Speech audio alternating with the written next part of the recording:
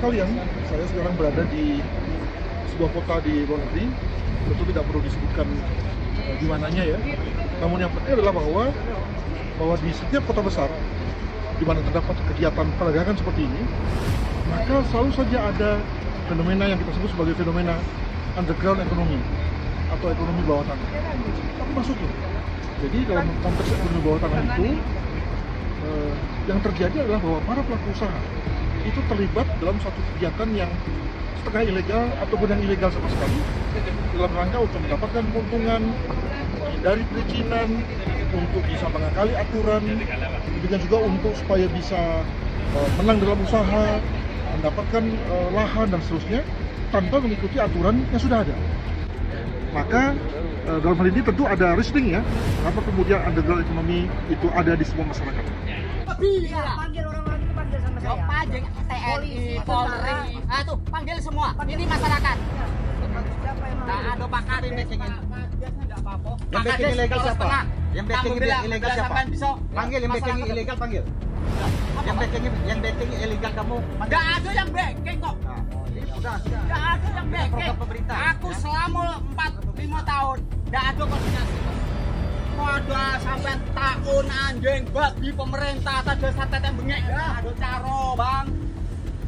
Kalau masyarakat dan sedang tetap ilegal macam yang ada nggak usah ada sate bengek.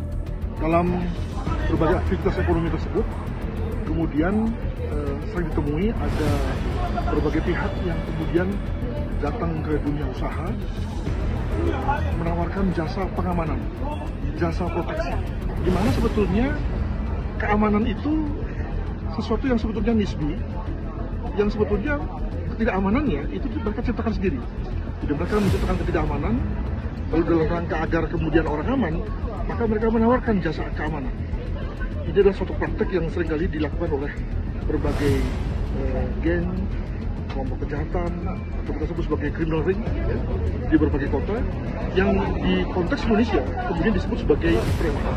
Nah, untuk itu maka di Indonesia seringkali kita muncul situasi di mana orang khawatir dengan premanisme yang katanya dilakukan oleh berbagai kelompok anak muda, kelompok anak sekolah malah, ya, atau juga bahkan ormas, ya, boleh dibilang sebagai kelompok-kelompok yang konon katanya sebagai penghasil atau pelaku premanisme.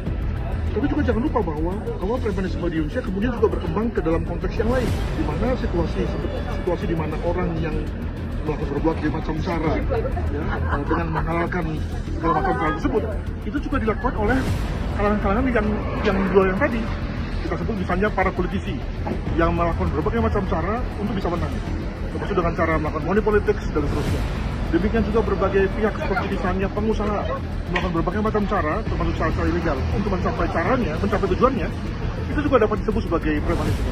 Nah, untuk itu maka ketika ada orang yang bicara soal premanisme dan upaya penanggulangannya, maka perlu dibedakan dulu premanisme pada tingkat jalanan atau premanisme pada tingkat yang sebetulnya dilakukan oleh semua orang, bahkan orang-orang yang memiliki atau yang berbaju jas dan rapi tersebut. Kapolri Jenderal Listio Sigit Prabowo memastikan akan menindak tegas aksi premanisme di seluruh wilayah Indonesia. Tindakan premanisme disebut mengganggu Kamtibmas serta iklim investasi. Kapolri menyebut beberapa kasus menonjol dan viral di media sosial telah ditangkap jajarannya. Mantan Kabar Eskrim Polri itu meminta kepada masyarakat yang merasa ada preman di lingkungan sekitar untuk segera melapor ke pihak polisian. Kapolri juga menyebut langkah ini sebagai tindak lanjut dari perintah Presiden Prabowo Subianto yang menyatakan bahwa preman harus ditindak tegas. Kapolri mengaku telah membuka pos pengaduan dan akan merespons setiap laporan masyarakat. Polri menindak tegas setiap tindakan premanisme, dan saya minta kepada masyarakat yang merasa di sekitarnya ada kegiatan preman segera lapor, dan kita akan perintahkan seluruh anggota untuk menindak tegas.